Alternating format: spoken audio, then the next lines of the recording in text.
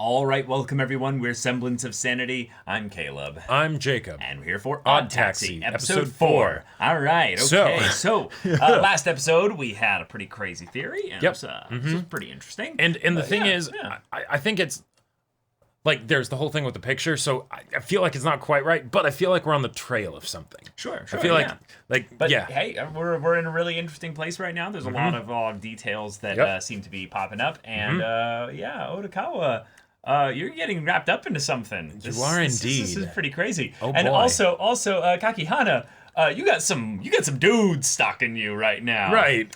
You might be also getting into more something that. You got issues, my man, and you might want to look inward and try and figure those things out. But because you might have some environmental pushback that's about to happen here. Yeah, exactly. And hence why we had a little bit of a, maybe there's some, Well, we'll see. Psychotropic drugs. But exactly. Yeah, the point is that Otokawa is definitely not necessarily seeing things as they are. Right. Maybe not the most reliable of narrators. Or maybe Kakihana isn't. We'll see. We'll see. Yeah, there could be some interesting things there. But without further ado, let's get into this. All right, everyone, now be sure to go check out the reaction portion of the video in the description below, then come back here for the discussion.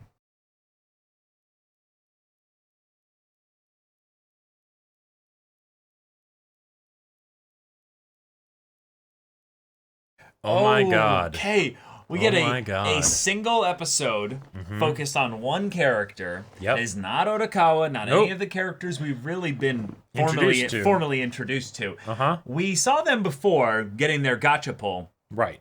And having them now be the focus character. Okay, cool. Yep. And I loved that it all came back to that point where now we understand the context as to why that gacha pull meant so much, but then also why losing the phone was basically the end of the world. Okay. This was chilling. Oh yeah. The way you saw this whole kid's life basically simplified down, and yet he was absolutely twisting and pulling the narrative towards events that made him look like this was all something that he was the victim of, Well, and the thing is, what started out really as a simple not even a simple mistake with the auction thing, but a simple resentment of my dad spends more on my brother than me. Yep. Right? And then it's so I'm going to basically spend $30 to get an eraser. Expensive for an eraser, but $30, that's not going to hurt my dad any, right? Yeah, because he's spending already that much to buy him a fancy computer game. Yep, exactly, right? And we find out he doesn't even have a computer. He has to use his brother's computer. Yep. So, and I find that kind of funny that that's brought up when the teacher was so against the wealth disparity thing. Right. And then there's a little wealth disparity within his house.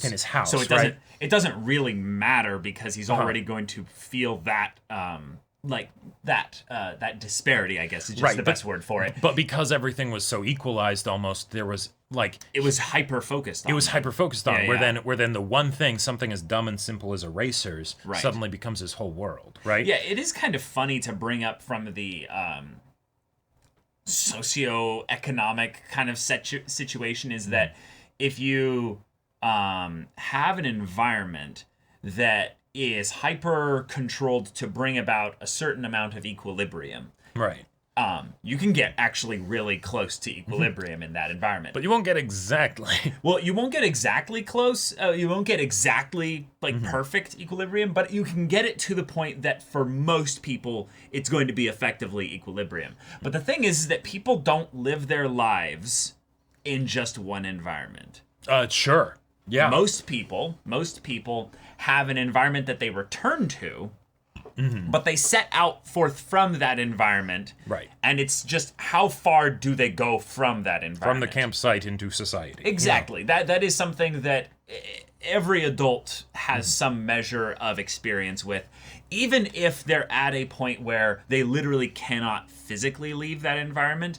There's most likely some other outside thing that cycles in and out as well. Sure. So it changes up the environment that they're stuck in. Yeah. But for this kid's, instance, Tanaka, he had an environment that was like obviously unequal, like ridiculously so, and it was focused on to the point that it made him extremely resentful of his brother and his dad.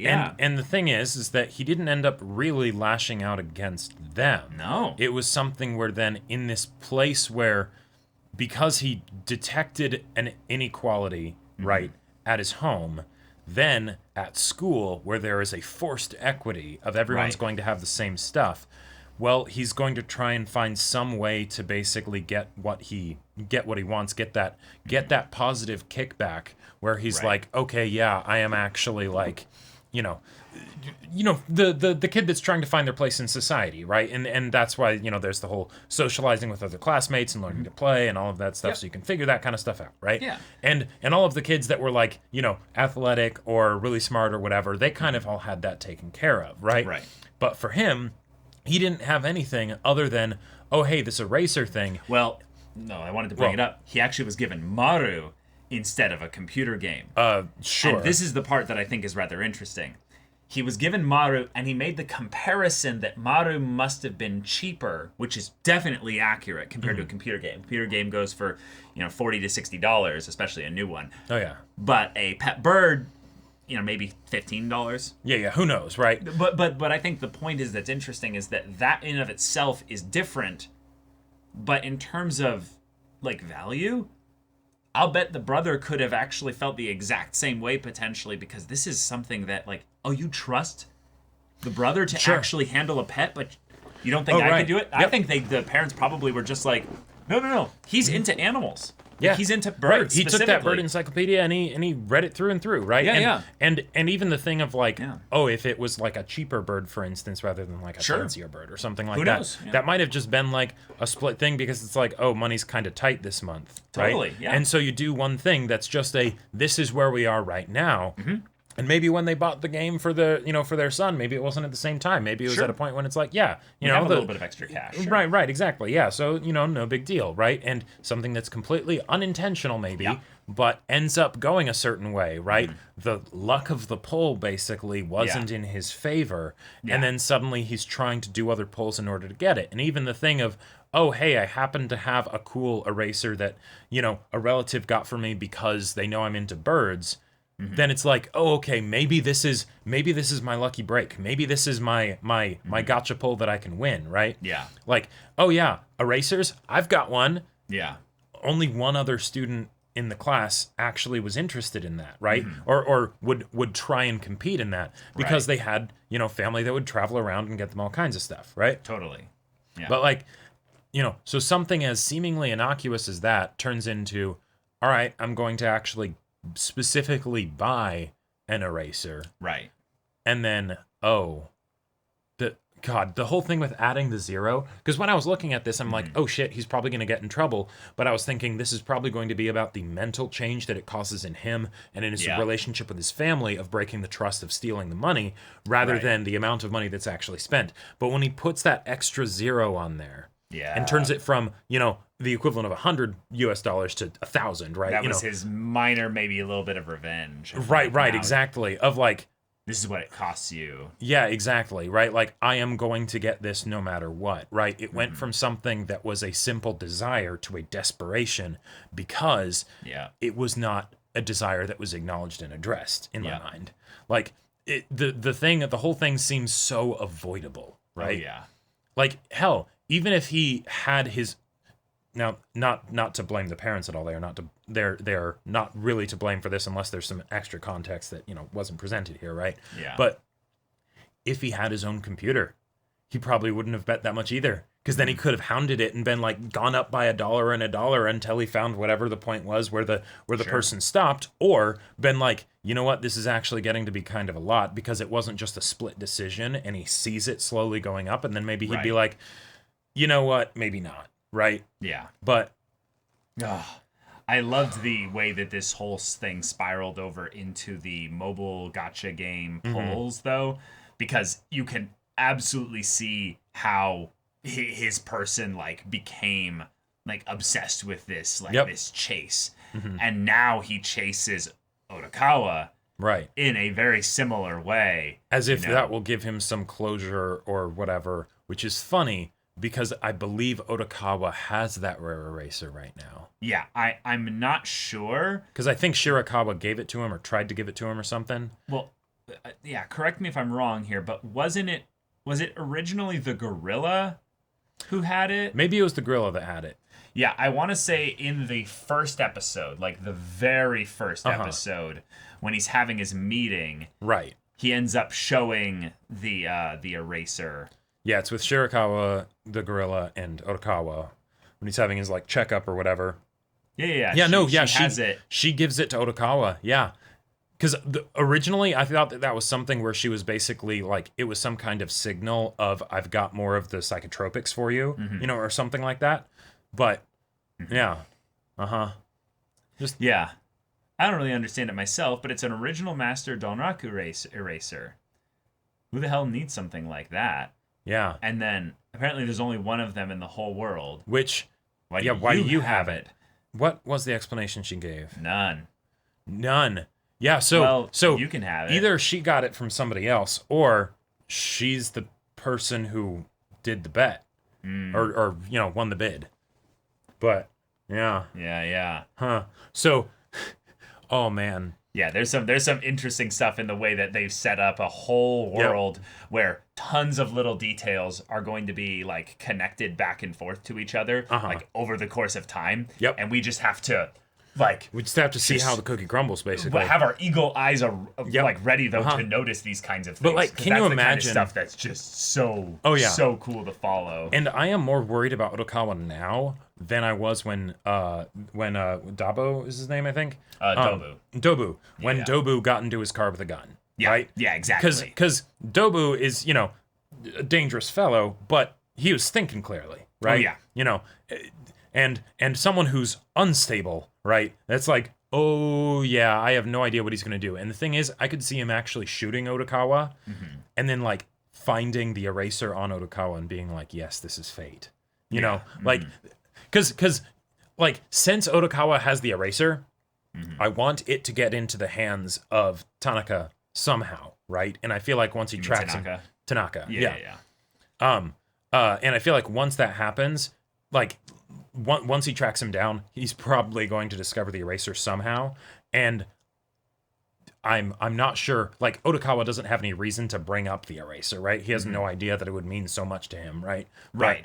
But oh man, like the way that he's in the boat though, in his little internal world here, and he's like, I felt like I've always been searching for something. At the same time, my life has always been lacking something. So he's like, well, then what is it? Far from being good fortune. This bit here where it dissolves and then he goes to the question, well, the thing is, I always say after that is, and? Meaning that he's never actually satisfied. Right. Once he gets the thing that he's been chasing after. Yeah, it's the what's next. Yeah, right?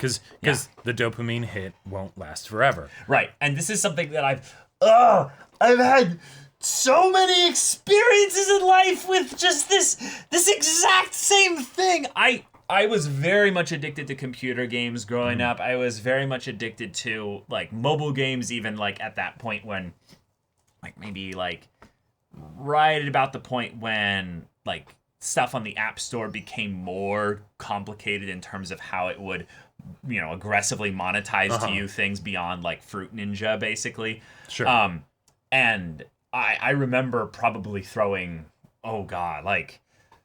more money than I actually care to admit to on camera here. On not like polls specifically, but on things that I thought were like, oh yeah, this is genuinely a good, valuable like source of things there, and they would try to put it as, oh, this isn't really a gacha poll, right? Because it's your what you're getting kind of thing. Yeah. But it's And now I'm not in the mobile game kind of thing as much anymore, and I see basically the whole gacha system in everything, and it just makes me go, oh God, I am so glad though. Like, and almost I got lucky in that kind of monetization wasn't as big of a thing. Oh, sure. So you could experience it back before. In a much safer way. Right. Because it wasn't as, I would say, like, aggressively targeted to make you constantly spend $5 here, $5 here, $20, 50, 50, 50, Yeah, 100, 100. You know. It's something where like with the commentary, like the societal commentary that this show has gotten into in just a few episodes that we've seen, I've loved it, and I really like how this episode is handled, because I don't really have as much experience with like gacha things or whatever, right? I don't think I've ever spent money on like a virtual thing other than like, I don't know, maybe like maybe a skin or something like that. Well, no, you're right, but yeah, it's spending it on a video game, but like the with like the sub purchases. You're talking about microtransactions. Microtransactions. Yes, thank you. Yeah. I don't really even know what they're called. So yeah, right, right. Because you haven't really done those, right? So, but you know, on top of that, gacha, where it's a like even microtransactions, you know, it'll usually be like buy the skin, buy the whatever, right? But when it's no, get a resource, get a resource that you'd use to do a random thing to hopefully get what you want, right? Like the most that it's scratch off tickets, right? It's scratch off tickets, but like the closest example that I have to that in like personal experience is like trading card packs or like miniatures where you don't necessarily know what you're gonna get, right? Yeah, and in that sense it's kind of the same thing, right? But I don't know if I would have been able to as easily understand. Like not understand mentally, but really like feel the commentary that was happening on Gacha if it hadn't been as this in depth, because I'm not as familiar with it. So I really appreciate just personally that this was eye opening to you. Yeah, this was eye opening, right? Because it's not just the that really sucks, right? Like that's, you know, why would anyone spend that much money on it? But this is how easily it could happen, right? Something where, you know, as a kid you just get that one hit of, okay, you know, I got lucky in this thing, or I want to win this online bid. Yeah. And then, you know, because you get such negative backlash as a result of that, the people that could maybe help you get out of that are then antagonistic to you, and you're not able to go to them regarding this thing. Or sure, yeah. No, they're ambivalent. That's I mean, like they literally do not care. I love the fact that in a very casual way, you can see that he has nobody. And that's never something that he brings up directly. The first time and last time he brings up the idea of friends is literally in the very beginning, when he's like, yeah, mobile games are kind of like real life. You know, if you have money, that's an advantage. If you have friends, that's an advantage. You know, all these things there. That's it. Right. And never afterward brings up basically the idea of human connection at any point afterwards, other than maybe you could say his connection to Maru, which is like something that was kind of like his not like something that was saving him in any way, but like a source of love in his life. Right, trust, right. Because the relationship that he had with his, you know, father and brother were not the best. That very quickly went badly. Well, it was non-existent. Oh, right. The episode did not focus on it. Except to show the negative point of, he, you know, did the 100,000 yen bid, and then, you know, his father beat the shit out of him. Yeah. Right. Yeah. Yep. And but that's I think the point in the way that he's the narrator of this as well, is he does not share anything that does not put him that puts him in a light of anything other than a victim either. Sure. And except for the parts at the very beginning where he talks about some of the things that were like, oh, look at the way that they bought him an expensive game. Like, they bought you a pet bird, dude. Like, that's amazing. Like that's in a lot of ways, to me, looking at this as an adult, if I was basically the father in this instance here, or the parents, and they bought them like, oh, this and stuff like that, I know exactly what they're trying to do. They're trying to appeal to the passions of their kid. Sure. The kid didn't get it, but also because the kid is now a man, grown up, doesn't have even the mature enough perspective to look back on that and realize what it was originally. Right. Yeah. He doesn't change the narrative at all. Well, even the whole thing of when he like comments on the idea that the credit card that his dad had was like a very basic, like anybody can get, you know, credit card. Yeah. And that he had nostalgia for that. That's one, maybe something where he started going into much higher amounts of credit cards for the sake of his gacha pulls. But also the idea that his parents might have really not had very much money. Yeah. And so the frustration that you had over the money that they didn't spend on you might have been a much bigger deal. Might have been a much bigger deal, Sure. and then maybe that would be something where if you had understood that, maybe you would have given them a bit more slack, right? And not held it against them, which then causes this, whole domino effect, downward spiral, etc. Yeah. And like, where was the part when he was talking about who to blame? It was like God himself. Society, yeah. Like, I think that was when his dad was beating him up. Was it when his dad was beating him up? Yeah. Okay, because I have to find that part again, because the images that they showed for that were hilarious. Right, because like the beginning ones, it's like, okay, yeah, that makes sense. Do you blame the school? Do you blame the the kid who had everything? Do you blame yourself? Your dad, your brother, right? and then he goes like super big picture with it. It's after the item doesn't show up for all this time, basically. Right. And then his dad finds out and beats him up. Right. So yeah, here we go. Yeah. He goes, I have to see these. Yeah. Teacher, classmates, Sato, my brother, my father, all fairly basic stuff. Yeah, Cellar the Bitter, me, my country, history. Yeah. Right. Again, I find it funny that it's like, oh, an ape. Right. Evolution, that's yeah. Right. Civilization. Yeah. It showed civilization as this dog that with was like a wig. Like a wig and stuff. Yeah. And it's just and then the government and it showed fucking Donald Trump as a dog, and it was just like, oh my god, that was just God. wonderful. And then it shows like this fox spirit of some kind, right? Yeah, I think Buddha or something like that. But but oh my gosh, wow. Oh man, wow. Yeah. And the thing is, his philosophy of, games are a lot like real life. Having money, friendships, all that stuff is a helpful advantage, right? Like, yes, that's true.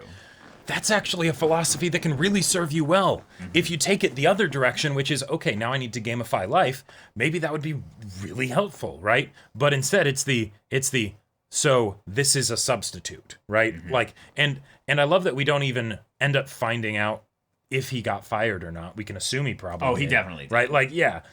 But like, oh man, we don't show him ever using like gacha pulls because he doesn't find meaning in that, but also he probably switched that as a thing that no longer gives him meaning because he can't literally get any of money for that anymore. Right. Like, it's something where we get to see him as like a functioning addict first, right?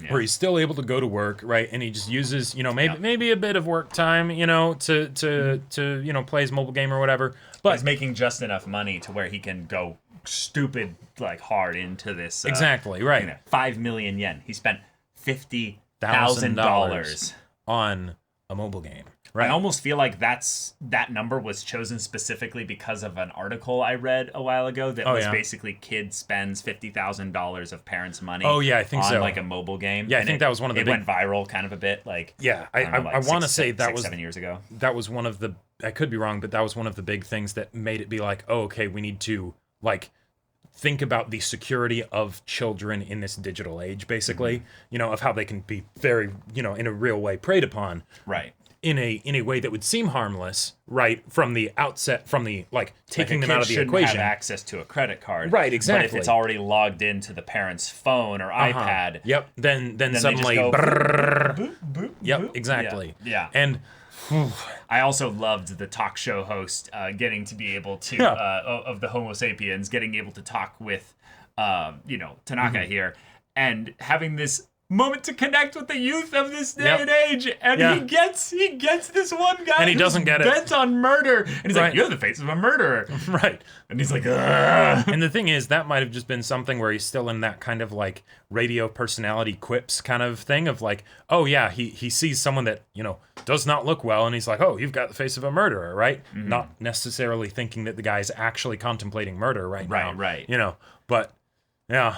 I love, though, that this is a scene, though, where we see him without his partner, because his partner is currently getting this sweet gig right now with the whole, food thing. Right. He's now been unlucky. Right. So he's talking to the guy who had kind of a similar similar kind of falling out with luck in a lot of ways, in that he's like, hey, yeah, a lot of it is luck. But he did have, like Tanaka, a good run. He did have a good run. Now, he lamented in the earlier episodes on air that he was feeling the disconnect. Right. He was starting to lose passion, basically. Yeah. So I'm kind of in love with the fact that these two bumped into each other, because I didn't know that Tanaka existed before this episode, really. Yep. But he's the perfect dark mirror, if you will, of where this guy's life could go if he ended up basically abandoning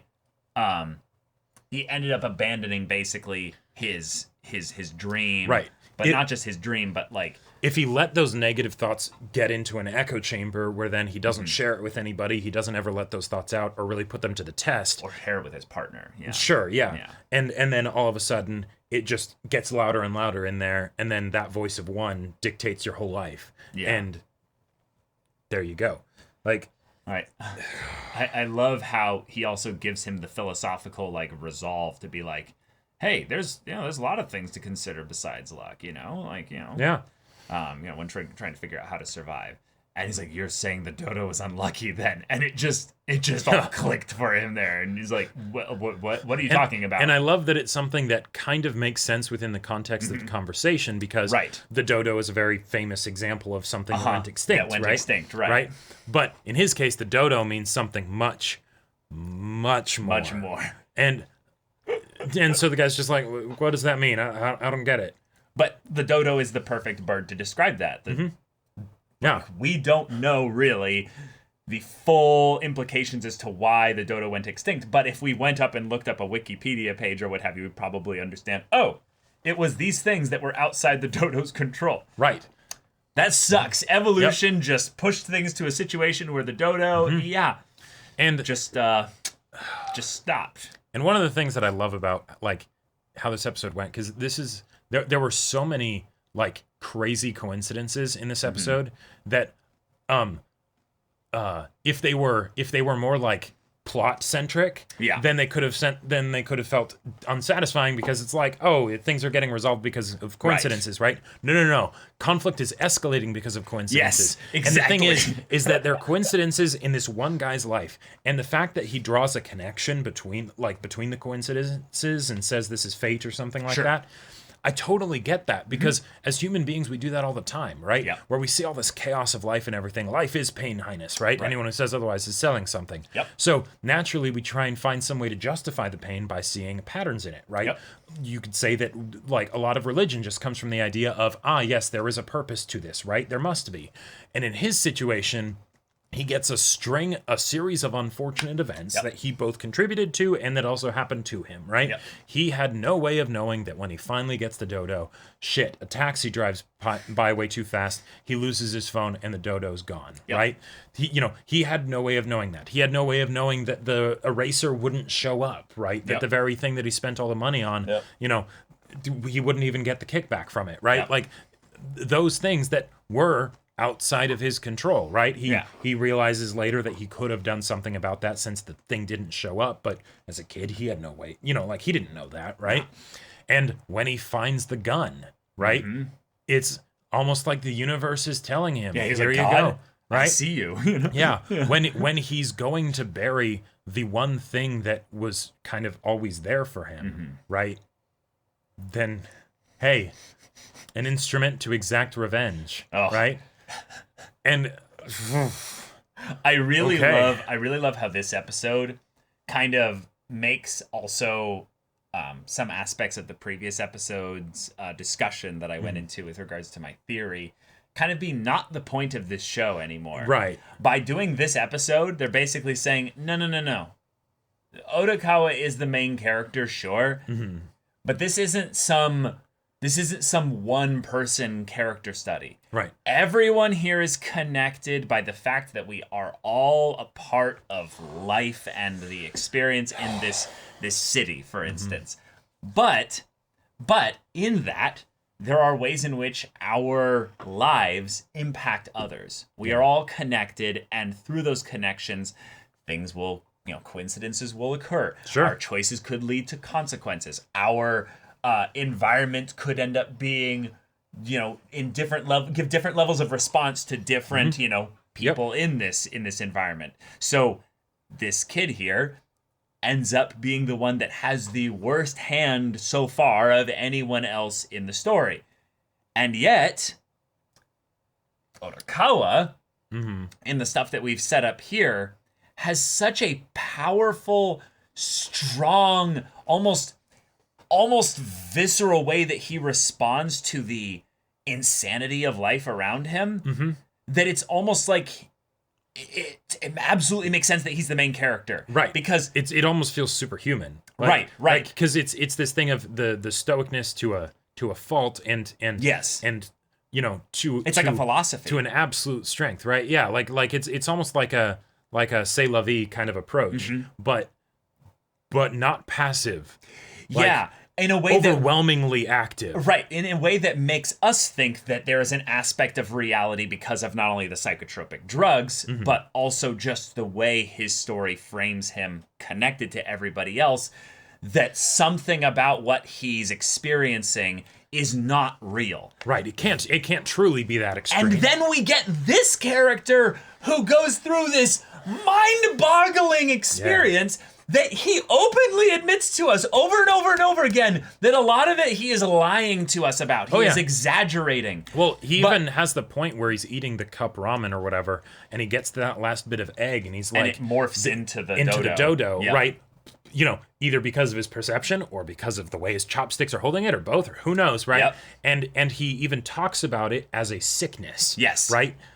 Mental health is a bitch, people. Yes. Don't ignore that shit. Yes, and that's what I think this show is focusing on. Sure. We are getting a hyper focus on individual characters with varying spice and flavor to them throughout, that are dealing with really, really rough mental health issues, in addition to just physical life issues as well. Right. And how are they all going to do this dance that is life? Because it's not always easy. Wait a minute, Caleb. There's many different ways they're all trying to cope or find purpose and all that, and it's just a very simple, just human story. I just had a crazy theory. This is a little bit disconnected, but if Shirakawa had the one-of-a-kind eraser, which is the same username as the person who was at the top of the zoo, whatever, mobile game, we have gotten it set up that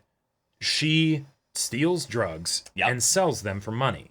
And it seemed to be that was the way that she paid her way through college. But she's still doing it. And I think... She's doing it to support her gacha addiction. Yes. Oh, that's so good. That's how she's number one. Yes. Because... She's making you think, as much money as she can. Oh, yeah. Like, you think $50,000 is a lot to put into a mobile game? You think she steals drugs for a drug addiction? No, she steals drugs for her gambling addiction. Right. Like, holy shit, you're absolutely right. That has to be it. Because that was one of the things that I was like, okay, what would be the reasoning for why it's her? Because she seems like she has her life fairly well put together, and she probably makes decent money as a nurse. But oh wait,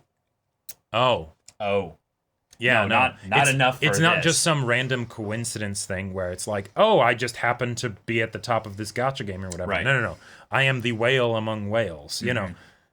I'm literally a drug dealer. Yeah. Damn. Yeah, and you almost get this vibe from her that she's really lonely. Yeah, that actually makes sense. Which would explain maybe why she's so fascinated by Otokawa, because he's so stoic and resilient in that way that he's not bothered by the ups and downs of life. But two, that also explains the thing we were wondering of, why did she randomly just stay up all night with him? Right? To the point that we were questioning the reality of the situation, of whether that actually happened. But what if it's just the thing of, no, I don't sleep. Really. I don't sleep. I stay up all night, basically, playing this game. Yeah. Right? And then that could also take a whole nother spin to why maybe she enjoys being around Otokawa so much, because she likes being around him. He's a fun person or whatever. Sure. But it's time that she's not playing the damn game. Yeah, she can get out of it. Exactly. Whoa. You know, like that. I think we broke that one wide open. That's really cool. So I'm really glad that there's all these little items Mm-hmm. that seem to link the characters together. One of the ones I wanted to bring up was the little figurine that Tanaka's brother had. That seemed to be something that was set up from a previous episode as one of the other idol groups that's not Mystery Kiss. Gotcha. Okay, yeah, because like we've now seen two characters in this show basically that have a bunch of idol figures, right? True. There was the There's one the blue guy. hippo, yeah. I think it was the blue hippo. Oh, was it the blue hippo? Was it? Maybe it was. I thought it was the super fan. Oh, was it him? I don't know. Who Yeah, knows? it might have been. Yeah, either one works, right? Yeah. But yeah, that's more potential tying into the whole idol thing, right? So there's just all these little details, like concrete little things, whether it's the actual Chekhov's gun, right, of Dobu, Right. you know, leaving it behind and oh no, someone finds it, Yep. to something as seemingly innocuous as a unique eraser, right? And like I want to see Tanaka, Yeah. like find that eraser just to see what that does to his psyche, what kind of elation, what kind of dopamine hit, or worse, what kind of negative spiral does that bring about when he's like, shit, you know, Otokawa, you're the one who did it. You ruined my life. You outbid me or he meets whatever. Otokawa and they just have a talk. Sure. And it's really quick, snappy. Like I love the way in which while he's absolutely losing his mind, you could tell that Tanaka had a spunky, fast bite to all of his words. If you turn things around, maybe you can you know, help out that dude on his radio talk show, since he might be down a member. You know, he might be down a partner. No. I don't like that. No. I think what's important here was that in a lot of ways, the Homo sapien member guy, he interacted with someone that kind of resolved him a little bit more. Basically built up his own, like, I'm doing this. Right. And yeah, it's luck. But yeah, I'm going to keep putting myself into the situations until fortune favors the prepared. Yeah, okay. Yeah. Yep. And I really loved this episode. It was dark. It was effective. Yep. And now I'm like, do we continue with this as the formula, or do we go back to the old formula? Like structure wise, what are you gonna do? Like this show can do anything now. Like, because with having a whole season of a show that's like tied into like a single mystery, like there's some mysteries and stuff throughout that, but like the girl that disappeared, right? Yeah. And given that our main character seems so closely tied to it, how long can the unreliable narrator thing go on, or the keep information from the audience because Otokawa's not thinking about it to keep the mystery alive, right? Like, how does that work? And how do you do it in such a way that doesn't end up feeling like you're just sort of stalling for time until the end of the season where you do the big reveal or whatever, right? And going in depth into stories like this of characters that don't necessarily need to be a part of the series, right? If this show had continued and Tanaka had just never gotten this focus episode and you know, maybe he just was a random side character, or he was removed from the OP or whatever, right? We wouldn't have noticed that he wasn't here, right? He wasn't established as being inherently necessary from the beginning. But with this episode, well, that gets flipped around. That gets turned on its head, and now it's like, okay, what part is he going to play in this? He's other literally than just being a sort chaos of factor? Damocles, like hovering above Otokawa in the taxi, and eventually he's going to catch up. We know that fate has willed it that that this boy will eventually interact with the taxi or Otokawa on some level, and will have a decision to make. And if Otokawa maybe is the one who, like, theoretically killed the girl and threw her body in the river or whatever, maybe this is, you could almost say that this is his fate of something completely unrelated, but it was as a result of something that he did, right? Because, and if it was... Because he was recklessly driving his taxi. He was recklessly driving his taxi. Try and get back to the park to meet with Shirakawa. And if the girl died maybe because he did it, like he hit her while he was recklessly driving some other time, like if that was the like, I don't know. The flashback?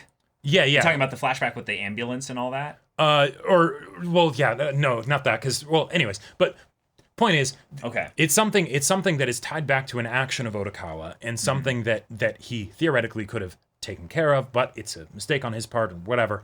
And if so, if that ties into potentially other mistakes, and then this, it's sort of Damocles basically comes back eventually, that could make for some very, very poetic scenes.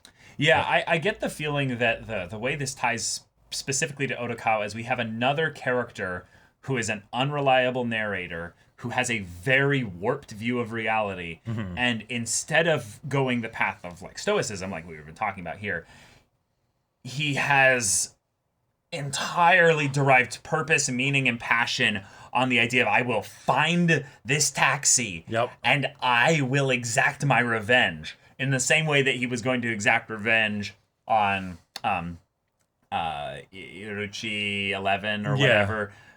Which we now know potentially to be Shirakawa. It's so cool. Yeah. So, yeah. Here we go. Here we go. Episode 4, pulling a big twist on us here with the structure of the episode. And now... All right.